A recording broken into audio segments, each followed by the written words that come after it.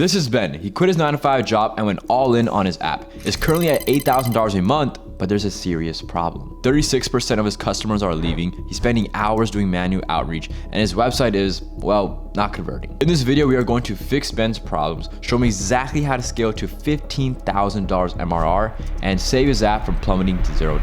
All right, Ben, so go ahead and introduce yourself to everyone. Hello everyone, my name is Ben. I'm the owner and founder of Detect.ac. It's an anti-cheat SaaS, and I'm 20 years old, living in the UK. All right, so the objective of today's call is just to go over your SaaS and see how we can scale it, right?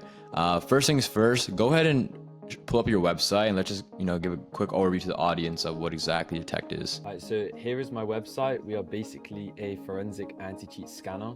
Everything works through the web panel. I'm just going to log in and show the dashboard. And here is basically where you generate sessions and retrieve results off of users' computers. And then you end up getting scans which look a little bit like this, which show you kind of cheats, etc. and stuff found on the user's computer, which helps server owners and tournament organizers find cheaters inside their organizations. So to give like a more higher level understanding, basically there's people who might be in Fortnite competitive video game lobbies or Call of Duty or these different video games, and it's for money's on the line, right? Or some sort of status leaderboards, and some people are cheating. They might have some sort of extra tool, unfair advantage, and your software is essentially detecting them, right? And reporting them for equality of gameplay. Yeah, exactly right. So it's a paid service that they have to implement in loads of different games like Fortnite, Call of Duty, okay, Minecraft, 5M, all of the above. Okay, cool. All right, so go ahead and show that slide deck you have prepared, kind of just going more over Detect and what the goals are. So I'll start off with the partnership presentation. We show to our B2B relationships when we try and get partnerships with these servers. So a little bit about ourselves. We have over 100,000 scans run, just under 10K users, over 1 million people in total protected by us. And we basically complement and uncover what the live anti-cheats that you guys might be familiar with actually miss. So the problem is basically saying that game servers face constant undetected cheats. So real-time anti-cheats stop the majority of cheats, but not all of them. So lots of advanced hidden traces are unfound. So one missed cheater, of course, can be reputational damage to a server, drive players away, cost staff time, etc. So we solve all those problems for these servers. So why the actual live anti-cheat isn't enough. So the anti-cheat that runs while the game is running. So they only operate in session based on a couple of things which aren't that reliable. Skilled users employ anti-forensic tactics and memory cleaners and bypasses for these. So how we are different is we run after they've been cheating. We scan all the forensic artifacts on a computer, so like the history and database tables and stuff like that. And then we find cheats that way. So it complements, not replaces, the live anti-cheat layer. So just going into a bit of a more detail and kind of an estimated average graph on the right hand side here, just 100,000 scans completed across global servers, 1 million players in total. It's actually over that, just around 1 million, just under 10K users, and we do continuous growth through community adoption rather than paid marketing. Tried paid marketing, didn't work out too well. Community adoption and organic stuff works much better. So this is the point where we say, why us? Why choose us over our competitors? So the most biggest problem is that they have false positive rates. So like with virus scanners, they also sometimes falsely say that legitimate files are actually viruses. That happens the same in our type of community. So that's the main thing when I approached the business to start off with. I really wanted to make sure we did not have any false positives. We've had about 4 or 5 in total. The last one we had was 6 months ago. It was resolved within 12 hours. So that just really helps the users feel very secure when using our service. Competitors, they have a lot of them, and that's basically how we subject ourselves different to them. So we don't also detect cheats. We also find anti-forensic techniques used to bypass the live anti-cheats and when people go through manually through your computer. So we catch their hiding methods, if you get what I mean. So competing scanners also ignore these advanced methods, very advanced methods, whereas we do detect them. So that's why people tend to go to us as well. Real quick, do you have the best false positive rate out of your competitors? Yeah. Yeah, 100%. One of the biggest things that people complain about. So when I go through the competitors' Discord channels and I look through their like suggestions channels, a lot of Yeah. them say like get rid of the false positives, like this is not a cheat. Or they log things like generic cheat has been detected but doesn't give enough information to the person to confidently ban off of them. So if they have a history of false positives and not informing the user using their service enough about the cheat that's been found, then how can they know that they're not falsely banning that player from, you know, big money tournaments? So Yeah, and that would probably lead to a lot of like annoyance within the community, right? If you get a false positive like hit and you didn't cheat, you know, that's a lot of money you lose out on. I would probably maximize that point a little more and really drive home that point. That is like a big point. Like if you're trying to detect cheaters, not falsely accusing is probably as important as correctly accusing, right? So you want to make sure that's like a big number, like front and center. Maybe dedicate a whole slide to just a false positive rate, where one, you're showing how big why having a high false positive rate is really bad, and then counter like a second point is how you have the number one lowest, I guess the lowest false positive rate in the entire industry, right? And that automatically, like having that metric is going to make business owners who see this slide deck, they'll automatically think, oh wait, they're the best, right? So establish that, make it clear. Yeah, I'll just note that down. So just a couple of testimonials we have. So verified creators, established server owners, publicly endorsed Detect AC. I got this idea off Ritesh getting video testimonials, so I'm starting to fill that one up now. We've got 3 at the moment. We've got our largest partner, a couple Minecraft YouTubers, need a couple different testimonials from all the different games we support. And then we also have just under 100 user written testimonials, and we never intensify these testimonials. They write it off their own back if they think the service is genuinely good. We never say like, right, it's a good review. And basically this just aims to show that we have trust and satisfaction built through some really authentic results. You know, the video testimonies you have right now, it's good that there are video testimonies, but right now it's hard to even tell the video testimonies, if that makes sense. Like, how comfortable would the people who gave you testimonies be showing their face? Because if they are comfortable showing you asked them, they said no? Yeah. So it's very common in like the gaming industry, people don't show their faces because it's the online like community. True. You know what I mean? Like nobody likes to do it. Like I tried to ask Elite, they said they weren't really comfortable. Itzo has always been faceless. Flame said no. I got one on the way, a guy called Headed. He's going to be doing one for me with his face, but I know definitely to do it with the faces, but this is the best that I could get for now. Okay, and these are creators? Yeah, so the right to a creators, the top left is the biggest Fortnite Discord community. So I would probably like show maybe the logo of the business or the YouTube channel or whatever the creator account is, followed on underneath probably the number of followers, subscribers, and then the video next to it. So kind of make a testimony profile. Don't just show the video. So even if they can't show their face, just show how much of a verified person this is. Because right now there's no like verification of these testimonies in a way. You know, like that voice could belong to someone else in the video. It's hard to, you know. I could almost put like a blue check mark as well, because all of them have check marks amongst their communities. Like the right to have on YouTube and Elite Discord partner as well. So I could even put in the Discord partner logo as well. So this is just like a summary of the whole thing. Like what I want to leave them off with, like before I go ahead and present it with them, is basically saying that live anti-cheats catch immediate threats. Detect AC adds forensic depth post-event to find out what slipped through. So like the extra bit of protection, and then together they form comprehensive coverage. And then I move on to the proposal. So what we give to them is we give them free Detect AC access for their server, depending on the server and tournament and how long they're hosting a tournament for, or how big their server is. That depends how much I give them, like how many months, and whether I give them enterprise or individual.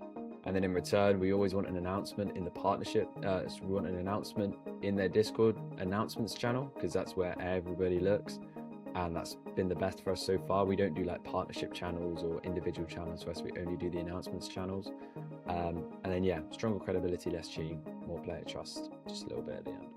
When they announce a partnership in their Discord, where are you reposting that partnership announcement? In your own Discord or on Instagram? Like, where are you reposting that? We don't repost anything. So how people know that you just partner with this Discord? So beforehand we had a channel for it, like we had a channel that people would be able to see through, like who our partners are, which was pretty cool. But then we found that competitors would then use that as almost like a hit list and go through and start trying to spread like hate or false information and try and take partners away from us. And it was just a massive headache. So we just got rid of it. Okay. So would you say the partnership channel was more net negative or net positive? I would probably say, I'd probably say break even, because when Break people even. saw like a big partner there, they'd be like, okay, this stuff's great. But then the big partner would then get targeted by like 3 other companies who do the same thing. Because what we found is we take a step forward and then everybody else takes that step forward behind us. Like everybody copies us with everything we do. Like we basically lead where this pathway goes at this point. And partner wise, it's the exact same thing. We get a good partner, they come through, they like do a bunch of false stuff or things like that. We've had problems in the past, and then they go ahead and take the partner and completely twist things. And in that type of community, nobody's really like sensible and can sit down and have a conversation. So that's why we just decided to get rid of it. There's no point risking losing partners. Instead, we're just gonna keep it as partners being private and people know that we're a known service. Okay, valid. Keep going. Cool. Yeah, and that's it. That's the partnership. Cool, So, perfect. That's the offer, that's a proposal, and that's kind of a nice overview of Detect. So let's talk about your goals now. Like, what exactly are the goals for Detect for the future? Okay, so we were in between the 5 and 10K mark for a while, and then it's kind of dwindled out recently. And I know that I've stopped doing certain things. I've been trying to outsource things too quickly, so I've kind of taken a lot more of them onto my own back and started building it back up again. The goals are for us to actually hit the 10K and get past the 10K in the next quarter. And that's like net. Our expenses are really low because we're a software company anyway, which is great. So if we make like £10,500, it's about £500 expenditures, then we're going to be above that 10K mark. And also, I want to be well renowned as like a market leader, because we have competitors, but people don't see us as the market leader. I want people to think anti-cheat forensic scanner, let's go to Detect AC. Okay, so your current MRR is, what's the range for the current MRR? Over the past few months between 5 and 10, but last month, which was our worst month, was only just over 5. Okay, so you're obviously not even that far away from 10K MRR, but you want to hit 10K MRR or 10K like profit? 10K profit. Profit, okay. And that's, okay, I got you. That's after all expenses, right? Yeah. So, and your expenses are pretty low, so that's probably like a 12K MRR maybe? Yeah, 10 point, like it's £500. I got an Okay. slide deck that I can show with like the breakdown if you allow me to. Yeah, if you want, if you're comfortable showing that, go for it. Yeah. I'm just writing down notes, by the way. Yeah, that's all right. Yeah, that's why I was on my phone if you see me looking down.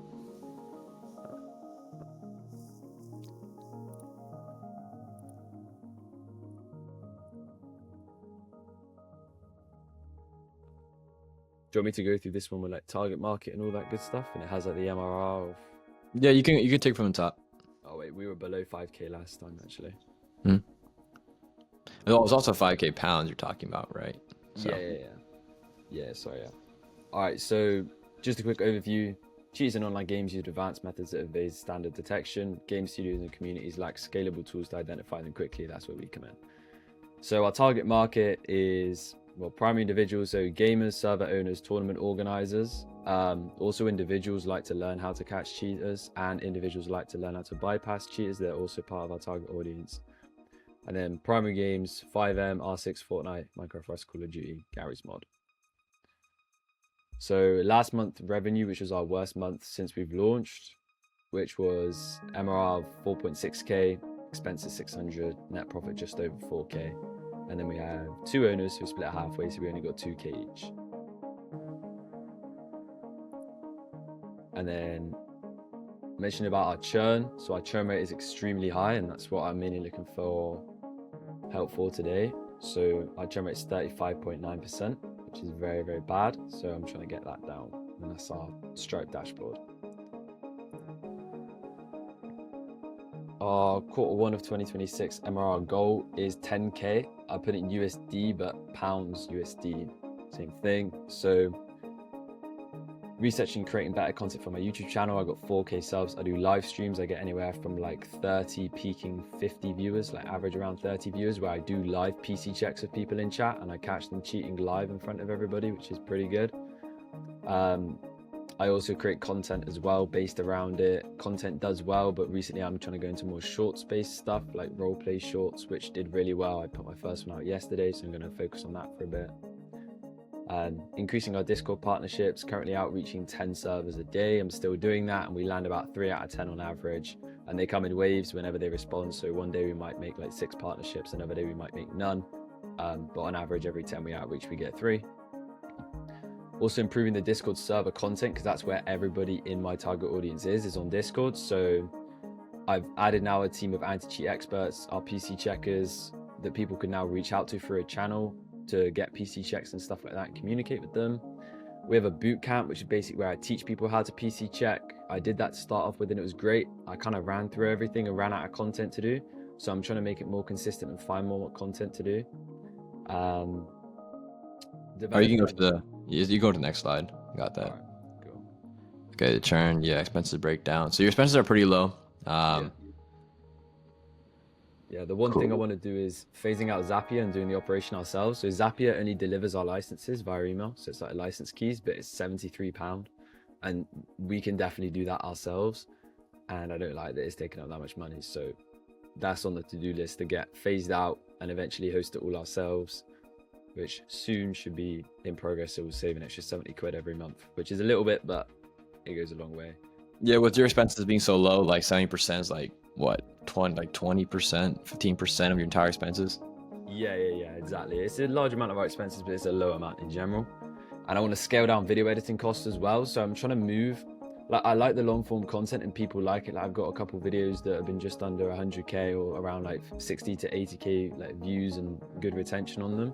I know I spoke to Ritesh about how many of them actually went over to it and setting up like trackable links. But those did well and they were good, but it's been a while. So I'm trying to change more over to shorts and see if that kind of does well, and it did. And also I can edit shorts myself because long form content I'm not good at. So that will then cut down expenses that way as well with video editing. Okay, cool. And is that it?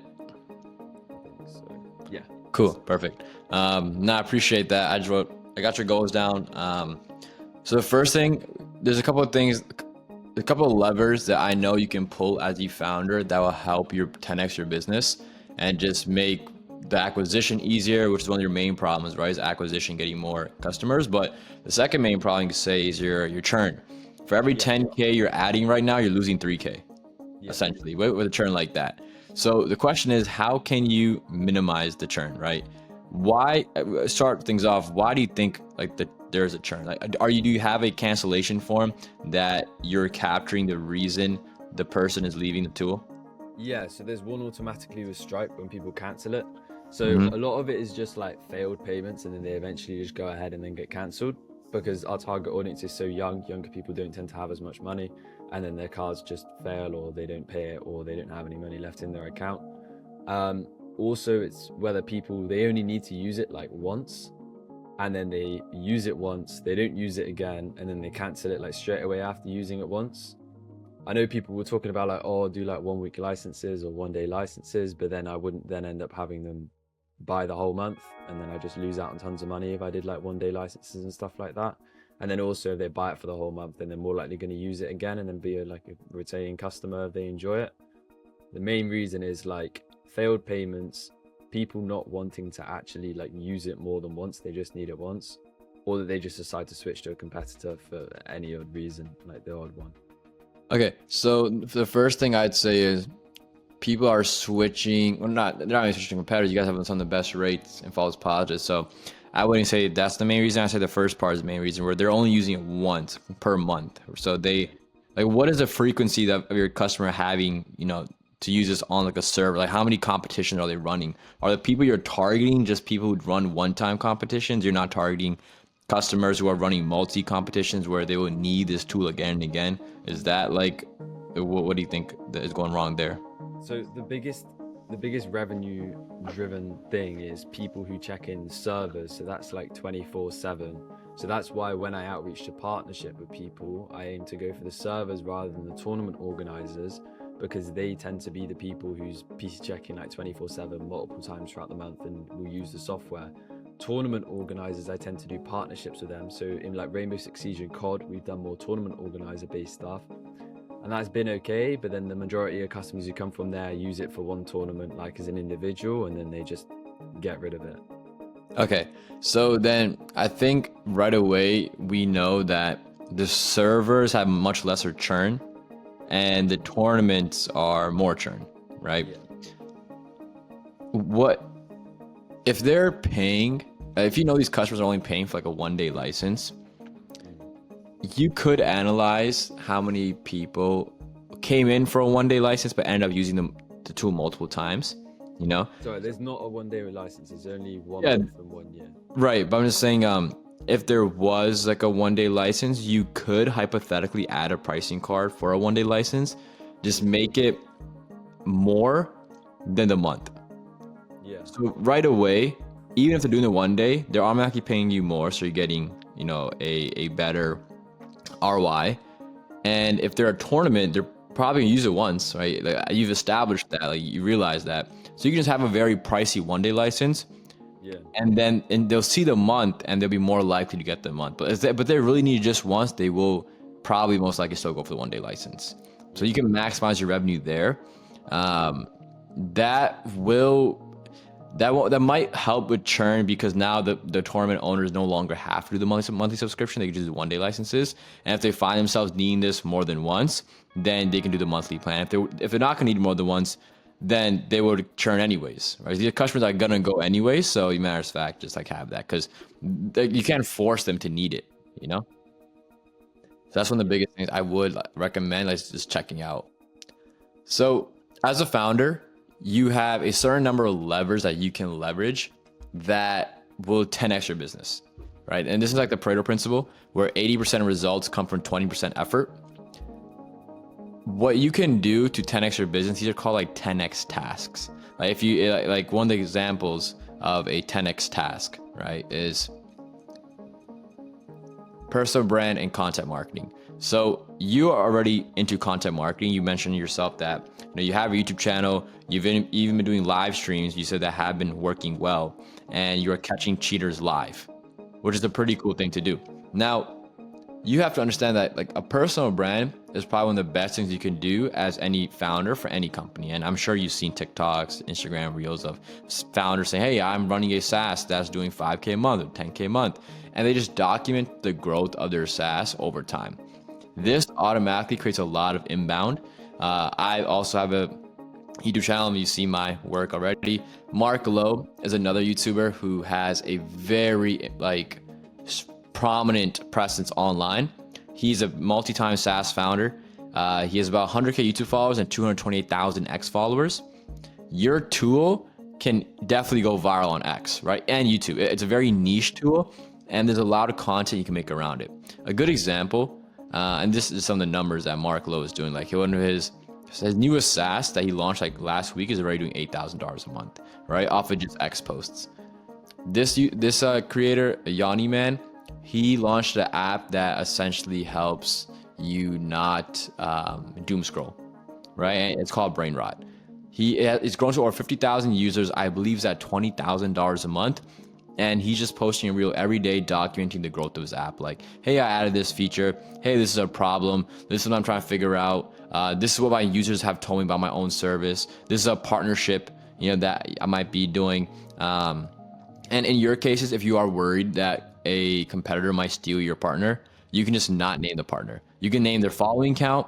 Like, hey, I just signed a $350,000 follower Discord server to detect, and you just leave anonymous, and that way they can't figure out who it is, but you still get that credibility of signing such a big partnership. So now you still got eyeballs on you, because the whole point of content marketing is eyeballs. We are in an attention economy. The more eyeballs to your product, obviously the more the people will convert. Even though your space is niche, if you get enough attention, it will find the right people. Yeah. All right. And you are in probably one of the most viral spaces to be in, which is the gaming. There's like Fortnite is one of your provided services, right? One of the games that you have run your tool on. Or 650 million users with 1.3 million daily. the amount of views that gaming content generates like every day is probably in the billions, right? It's insane. And with streaming being such a huge thing now, like live stream, like you see gamers stream Fortnite, Call of Duty. The new Call of Duty is coming out. It came out 2 days ago, right? The new Fortnite seasons just dropped, simple seasons. People are streaming nonstop. If you can secure partnerships with streamers, right? Yeah, it might not be the people who be running your tool, but if they just mention your tool, there are a lot of gamers, there are a lot of competitive gamers and organizers that are looking at these streamers. So when a streamer is willing to partner with a tool, and that tool, you have a very good tool that Detect is, this can open up a lot of doors for you and bring in a lot of eyes, and you're leveraging the streamer's influence. Right, and that's huge. Like if the streamer is very trusted, especially in like the Fortnite industry, and they say, yeah, this tool is cool, you get a lot of views coming in right there. You get a lot of inbound traffic, and now you might even get bigger players that might want to use your product, where you can sign to like a bigger deal, and we'll cover that later in a future lever. But definitely look at esports and streaming in general, and try to like make some partnerships with them as well, not just Discord servers.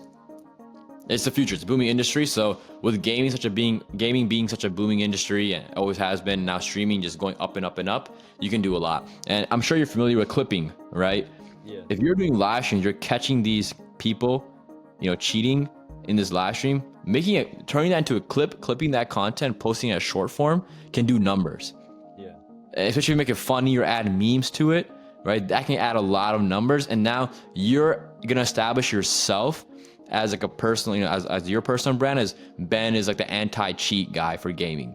Yeah. So now let's say even Detect is obviously will raise an MRR, but on top of that, if you launch a partner product that maybe is similar to Detect, but accomplishes a different like pain point, so that way it's not competing. You don't want to create two competing products under your banner, right? So it can be a complementary product to Detect. That will automatically get a boost in MRR because you're known as the anti-cheat guy for gaming, right? Yeah. So start creating clips. You already live stream, you matter of fact clip it. It's the number one way to grow every streamer clips content at this point. It's probably one of the best investments you can make. It's one of the 10x tasks that you can do. The other idea, and this is something that will not convert as much, but will get a lot of more views with less effort. That's just faceless content that is AI generated. Like if you just create funny AI videos of people like smashing their controller because it's a cheater or something, right? Or just just creating some sort of content around gamers cheating, and it starts getting views, and you have the link of Detect in the description or in the bio of these accounts or of these videos. People are gonna see it, and they're gonna be like, I wanna let me check out Detect is. Right, and this just has a bunch of eyeballs coming to your website. Yes, it will boost your website traffic a ton, and you're probably gonna get a lot of like bad leads that don't need your product, but due to the law of large numbers, and also this is literally faceless, so it's not you putting in much work anyways, right? Once you build the flow end flow once, you're kind of set. You will get people who will see your product, either share it to someone who might need it, or you will get potential buyers, right? It's just a lot more fluff traffic, but still more traffic at the end of the day. Right, Sora 2 costs about 25 cents a generation. I believe it's like 15 cents regular for 10 seconds HD videos, but if you make it 4K and you up it to 15 seconds, it might hit around the 25-cent area. OpenAI's prompting costs are like very minimal. $10 will last you months. $25 a month for N8N, and then $25 a month for Blitato. Blitato is an API. Sorry, it was a tool and it has an API that will automatically post to Instagram, TikTok, YouTube Shorts for you all at once. So now this saves you time. You don't have to like go to TikTok, post, go to Instagram, post, go to YouTube, post. It is all for you all at once. So this is gonna be very big for you. This will help a lot. You can try this. It's one of those things where you can just add more. You can kind of like add more money into this and see the results. And you want to make sure you're tracking everything with UTM links, basically where you have the link and you put the UTM _source equals faceless AI content. Right? That way you can see where the traffic is coming from and which traffic sources are actually converting.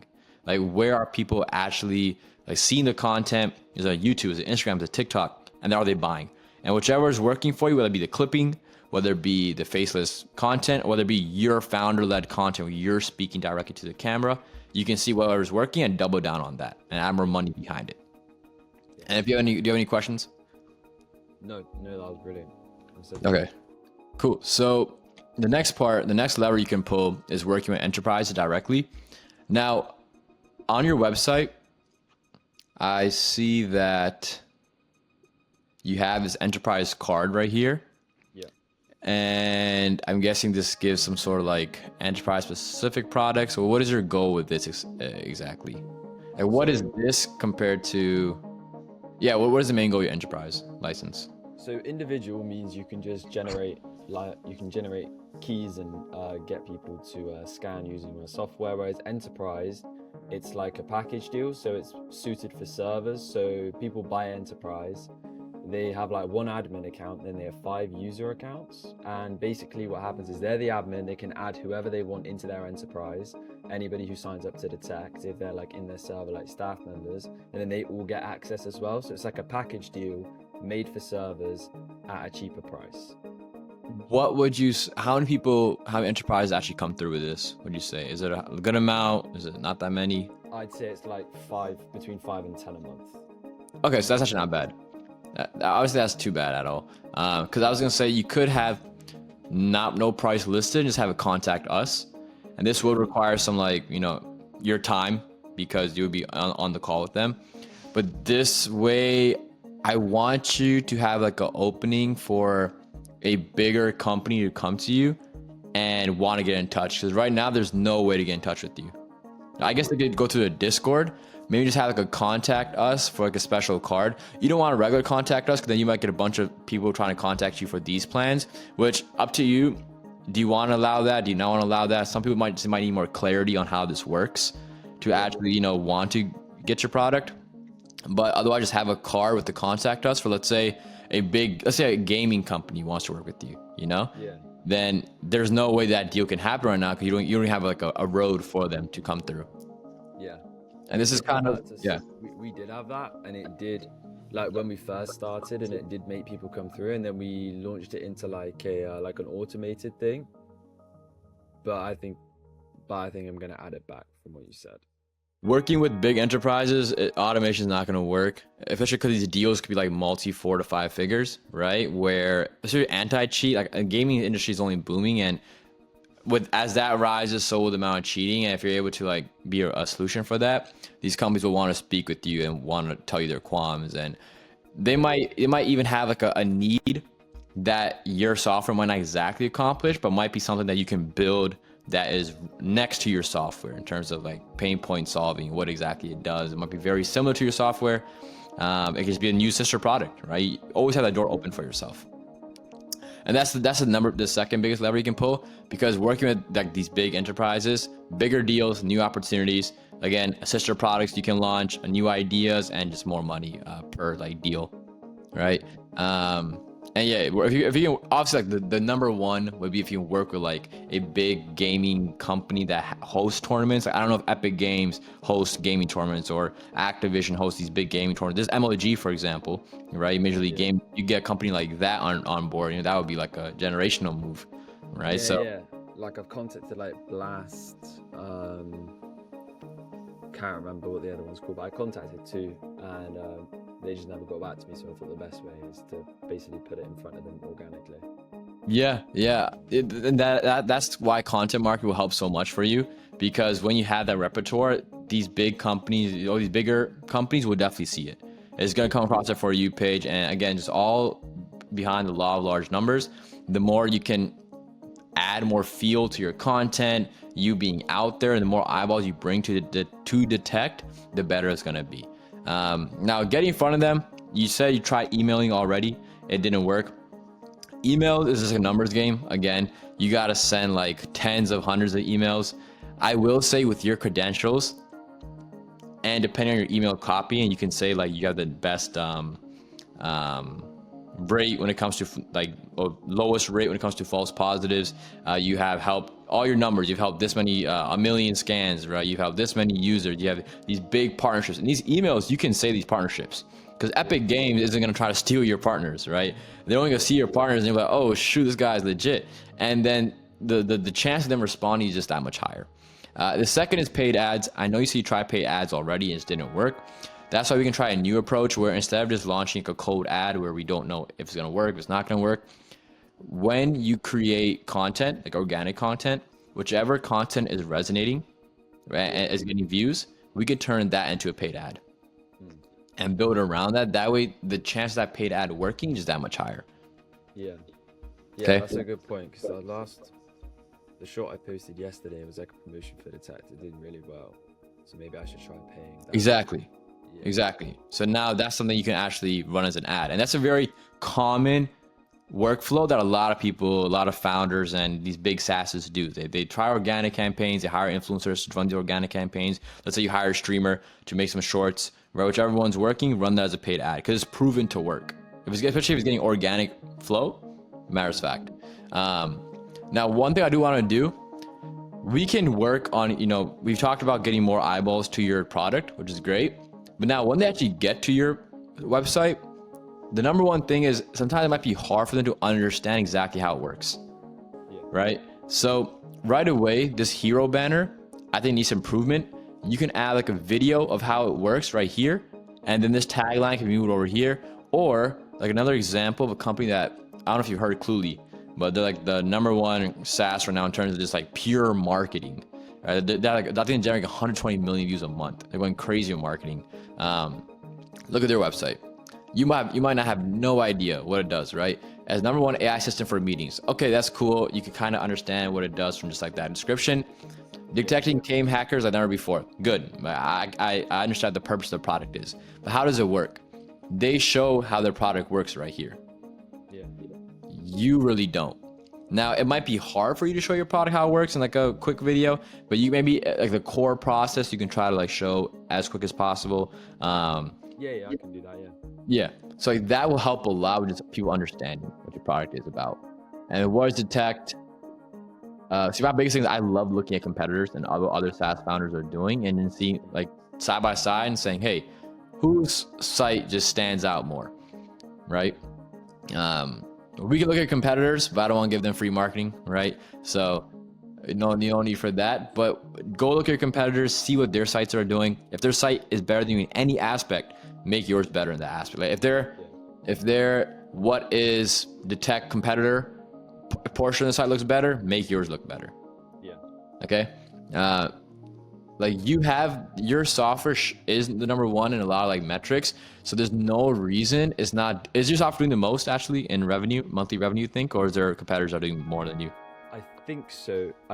Yeah. I think we peaked and averaged higher than everyone, but there's like other ones that have big communities, but they have like free versions, so they don't get as much revenue, but they get people using it more for different things. But then that kind of works hand in hand. Like we did look at free versions, but then thought not to. But yeah, basically on revenue, we're number one or number two. Okay, solid then. All right, so that's fine. You can even put that in an email campaign as well. Again, just some more credibility to your product, right? But yeah, in that case, just try to make your website stand out that much more. If there was someone who's making more money than you, right, just see what they're doing on their website and again, replicate and do better. Replicate and improve. But overall, I think the site, I like how, so games we dominate, you should show like the pictures of the games right here. This is like something that someone can, because some people are just gonna be going through a website like this, right? They might not be reading everything. They might see a picture of Fortnite, like, oh wait, Fortnite, Call of Duty, and that just stands out more. Because these are huge games that everyone knows anyways. Yeah. So you might have to just show the picture and it'll just stop them from scrolling. Yeah. Success rate 99%. You probably want the 0.01% false positive, right? You mentioned. I think that is pretty, again, very good thing to add. Because detection rate, that's one half, right? The other half is not falsely accusing people. Yeah.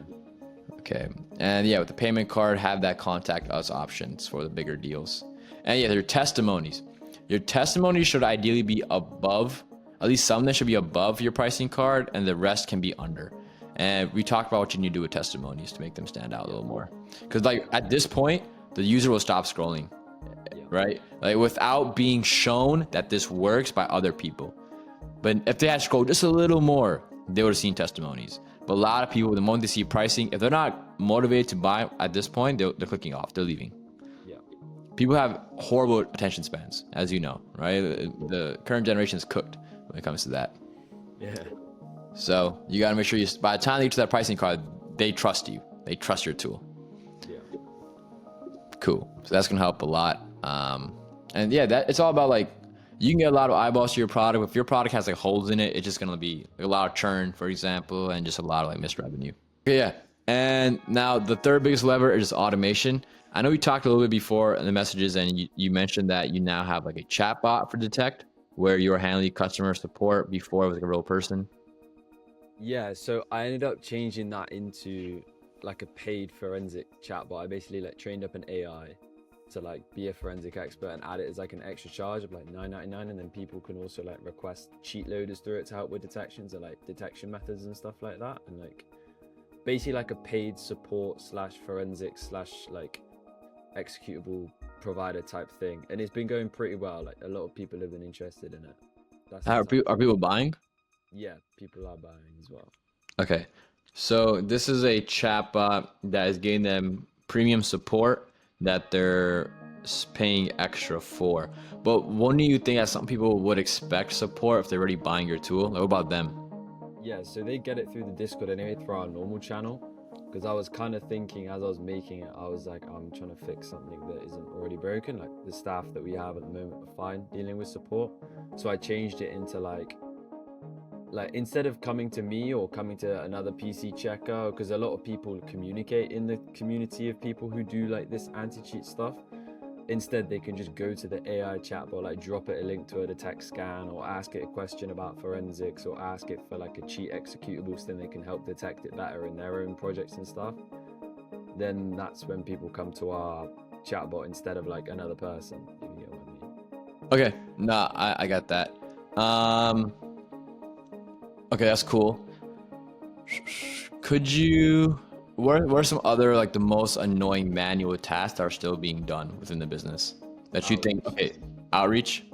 Yeah, we tried to automate it, like not automate it, but we tried to get people to do it like 5 to 10 times, even like no matter how much I paid them, people just did not have the motivation to like go through like server lists. Like we mainly focus on just like the 5M server list, and like outreach every server, like saying I work for X company, they have this much, this is why they're credible, I can get you in a call with the owner. And now I just do that all myself every day, and that's the longest like painful task that I do, but just nobody else wants to do it. So the process is what it sounds like. You are finding the server. Yeah, so like like on 5M and like on Minecraft and stuff like that, you can look through like, well, on 5M they got it in the game, they have like a big server list. On Minecraft they have it just a server list anyway. For Fortnite they have like Discord server lists, like through Discords, and then you basically just join them. You open up a ticket, you open up the type of ticket that's gonna approach the owner, so like a staff report or a donation ticket, something that's just gonna go straight to the owner, so like all the regular people don't like try and close it off or whatever, thinking you're just marketing. And then you basically just pitch, detect, ask for a call, or sometimes they're happy to do it without a call. And then yeah, that's the most painful manual task, because I've got to be in meetings with them, I got to outreach them, I got to find the servers, stuff like that. Okay, so this is manual, is find the servers themselves. Or you don't need, it's like a 1-minute task. And then pitch and detect. This can't be automated, but this can be delegated. Yeah, I just have like a copy paste message. I send the exact same in every single site. It's literally like open a ticket, copy paste, send it, and then I just have to like monitor the tickets. But I have like, if I'm outreaching 10 a day, it gets like 50, 60 servers like running, like new ones coming, other ones dropping off throughout. Like, and it takes a while, like clicking through every single one, checking every single ticket, basically.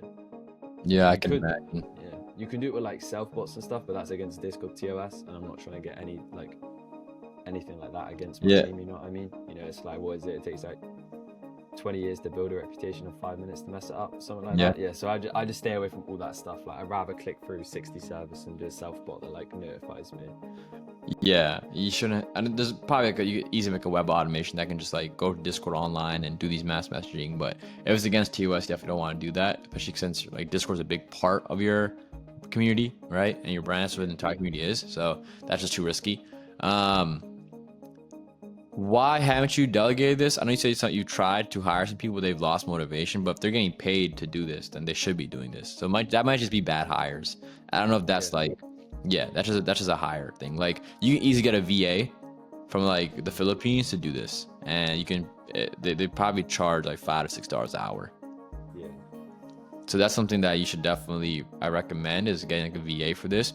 So that way you can focus more on the content side. Because now if you're doing outreach and content, it's gonna get very heavy for you. And again, as a founder, these tasks right here, these manual tasks that like DMs, outreach, you want to just automate. Like develop a document of, hey, this is the message you should be sending. This is the steps. Maybe show a video of yourself doing the steps, like once or twice. And that way the VA or whoever's taking on the task can like see how you're doing it and just replicate it at scale. Yeah. Yeah. Okay, that's like a big task you need to do, because you should not be spending too much time doing this. Yeah. No, that's good. I think I was just hiring in the wrong place. They're trying to hire people in the community to do it, don't want to do it. So I'll look Yeah. for someone as well. Exactly, because if yeah, look for somewhere else, and that should honestly be like that's definitely a 10x move for you. And now you just double down the content or figuring out like what are some things that you can do to just make the product better, to whatever in that, like add features. So my last question to you would be like, what is the exit goal? Like, do you have an exit goal at all? I think I'm asking this because I think every SaaS founder should have an exit goal where they're like, okay, my current valuation, like your SaaS right now, let's say it's at 5K. Let's say it even hits the 10K a month mark, right? That's 120K. I'm talking about dollars here. 120K dollars a year. The 3 to 5x multiple that most SaaSes are going for, that values it at about 360 to 600K, right? 120 times 5, yeah, 600K acquisition price. So that's what you can sell it for. If it even hits a 10K a month mark, right? When it does. Now you obviously scale it further and whatnot, but do you have an exit goal in mind where you're like, okay, at this valuation, if it's able to sell for this much, then I'm happy with doing that?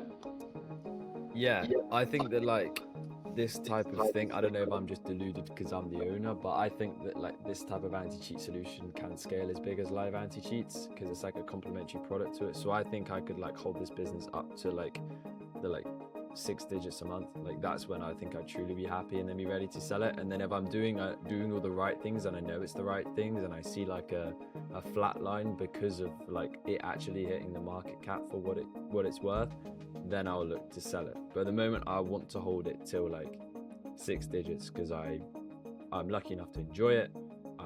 It's a hobby of mine that I've turned into something that's liquid. I know a lot about it.